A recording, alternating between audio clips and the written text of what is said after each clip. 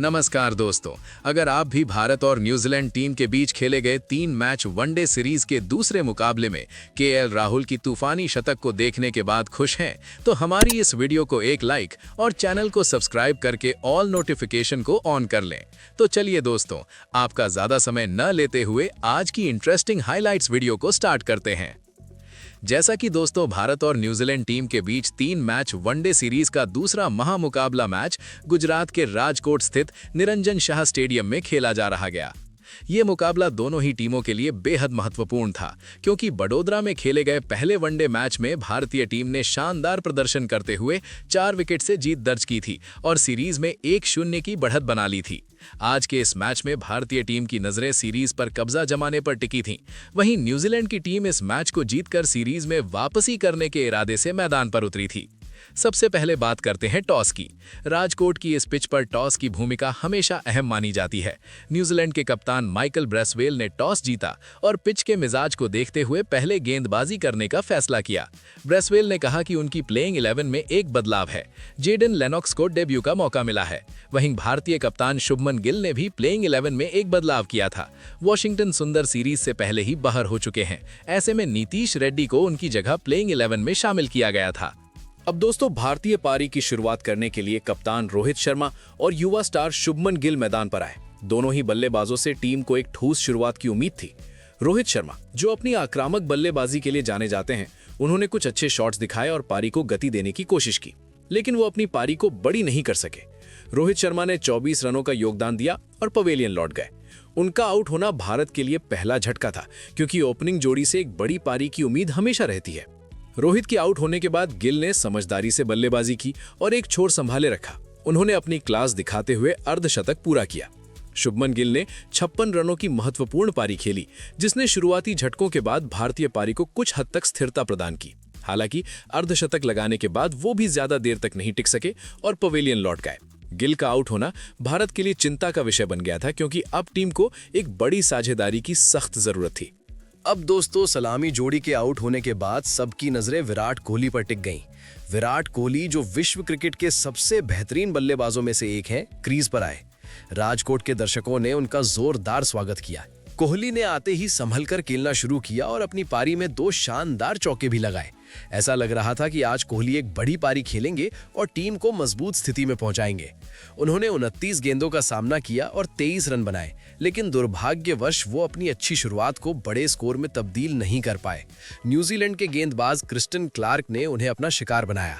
कोहली का विकेट गिरना भारत के लिए एक बहुत बड़ा झटका था, क्योंकि वो टीम की बल्लेबाजी की धुरी माने जाते हैं। विराट कोहली के आउट होने के बाद श्रेयस अय्यर बल्लेबाजी के लिए आए। भारतीय मध्य क्रम में अय्यर की भूमिका बेहद अहम है, लेकिन आज का दिन उनके लिए कुछ खास नहीं रहा। वो संघर्ष करते हुए नजर आए और न्यूजीलैंड की सधी हुई गेंदबाजी के सामने ज्यादा देर तक टिक नहीं सके। श्रेयस अय्यर ने 17 गेंदों का सामना किया और केवल 8 रन बनाकर आउट हो गए। उन्हें भी क्रिस्टन क्लार्क ने ही आउट किया। इस तरह क्रिस्टन क्लार्क ने भारत के 2 प्रमुख बल्लेबाजों को आउट करके भारतीय खेमे में खलबली मचा दी। 115 रन के स्कोर तक भारत को तीसरा झटका लग चुका था और टीम मुश्किल में दिखाई दे रही थी। इसके बाद मैदान पर आए केएल राहुल, जिन्होंने आज के मैच में अपनी बल्लेबाजी से सबका दिल जीत लिया। जब राहुल बल्लेबाजी करने आए तो टीम की स्थिति बहुत अच्छी नहीं थी, लेकिन राहुल ने जिम्मेदारी अपने कंधों पर ली और पारी को आगे बढ़ाया। उन्होंने शुरुआत में समय लिया, पिच को समझा और फिर अपने शॉट्स खेलने शुरू किए।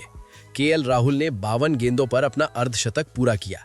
ये एक बहुत ही सुलझी हुई पारी थी, क्योंकि लगातार विकेट गिरने के कारण दबाव बहुत ज्यादा था।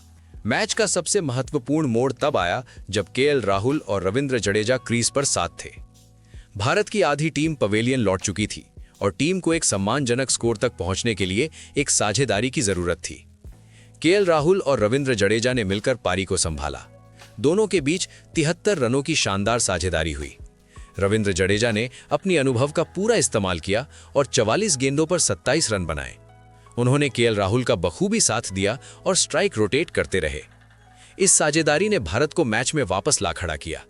हालांकि जडेजा को माइकल ब्रेसवेल ने आउट कर दिया, लेकिन तब तक उन्होंने अपना काम कर दिया था। रविंद्र जडेजा के पवेलियन लौटने के बाद केएल राहुल को साथ मिला युवा ऑलराउंडर नीतीश कुमार रेड्डी का। नीतीश रेड्डी ने क्रीज पर आते ही अपने इरादे जाहिर कर दिए। उन्होंने 21 गेंदों पर 20 रन बनाए, जिसमें एक शानदार छक्का भी शामिल था। हालांकि वो अपनी पारी को और आगे नहीं ले जा सके और आउट हो गए। भारत को छठा झटका नीतीश रेड्डी के रूप में लगा। इसके बाद हर्षित राणा बल्लेबाजी के लिए आए, लेकिन वो भी कुछ खास नहीं कर सके। हर्षित राणा ने 4 गेंदों का सामना किया और केवल 2 रन बनाकर पवेलियन लौट गए। इस समय तक भारत का स्कोर 250 के पार पहुंच चुका था, लेकिन विकेटों का पतझड़ जारी था। एक छोर केएल राहुल संभाले रखा और अंत तक नाबाद रहे। उन्होंने अपने वनडे करियर का 8वां शतक जड़ा। राहुल ने 87 गेंदों पर अपना शतक पूरा किया। ये शतक इसलिए भी खास था क्योंकि ये दबाव की स्थिति में आया था। शतक पूरा करने के बाद राहुल ने अपनी रन गति बढ़ाई और न्यूजीलैंड के गेंदबाजों की जमकर खबर ली। उन्होंने अपनी नाबाद पारी में 92 गेंदों का सामना किया और 112 रन बनाए। उनकी इस पारी में 11 शानदार चौके और एक गगनचुंबी छक्का शामिल था। केएल राहुल की इस जुझारू और कलात्मक पारी की बदौलत ही भारत 284 के स्कोर तक पहुंच सका। मोहम्मद सिराज भी अंत में 2 रन बनाकर नाबाद रहे। इस तरह भारत ने अपने निर्धारित 50 ओवरों में 7 विकेट खोकर 284 रन बनाए थे। ये एक ऐसा स्कोर है जो राजकोट की पिच पर मुकाबला करने लायक था। अब दोस्तों 285 रनों के लक्ष्य का पीछा करने उतरी न्यूजीलैंड की शुरुआत थोड़ी धीमी रही। भारतीय तेज गेंदबाज हर्षित राणा ने खतरनाक डेवन कॉनवे 16 रन को जल्दी आउट कर भारत को पहली सफलता दिलाई। इसके कुछ ही देर बाद प्रसिद्ध कृष्णा ने हेनरी निकोल्स को क्लीन बोल्ड कर न्यूजीलैंड का स्कोर 47 रन पर 2 विकेट कर दिया। ऐसा लग रहा था कि भारत इस मैच पर अपनी पकड़ बना लेगा, लेकिन इसके बाद जो हुआ उसने भारतीय प्रशंसकों को निराश कर दिया। क्रीज पर आए डेरिल मिचेल और विल यंग, इन दोनों ने मिलकर भारतीय गेंदबाजी की धज्जियां उड़ा दी। मिचेल ने शुरुआत से ही आक्रामक रुख अपनाया, जबकि विल यंग ने उनका बखूबी साथ निभाया। दोनों के बीच तीसरे विकेट के लिए 162 रनों की रिकॉर्ड साझेदारी हुई। साथ में दोनों ने शानदार बल्लेबाजी करते हुए अपने अपने अर्धशतक पूरा किए। विल यंग ने शानदार 87 रन बनाए, लेकिन कुलदीप यादव की गेंद पर वे अपना विकेट गंवा बैठे। मैच का असली हीरो रहे डेरिल मिचेल। मिचेल ने भारतीय स्पिनरों, खासकर कुलदीप यादव को निशाना बनाया। उन्होंने मैदान के हर कोने में शॉट लगाए। मिचेल को एक जीवन दान भी मिला जब प्रसिद्ध कृष्णा ने उनका एक आसान कैच छोड़ दिया।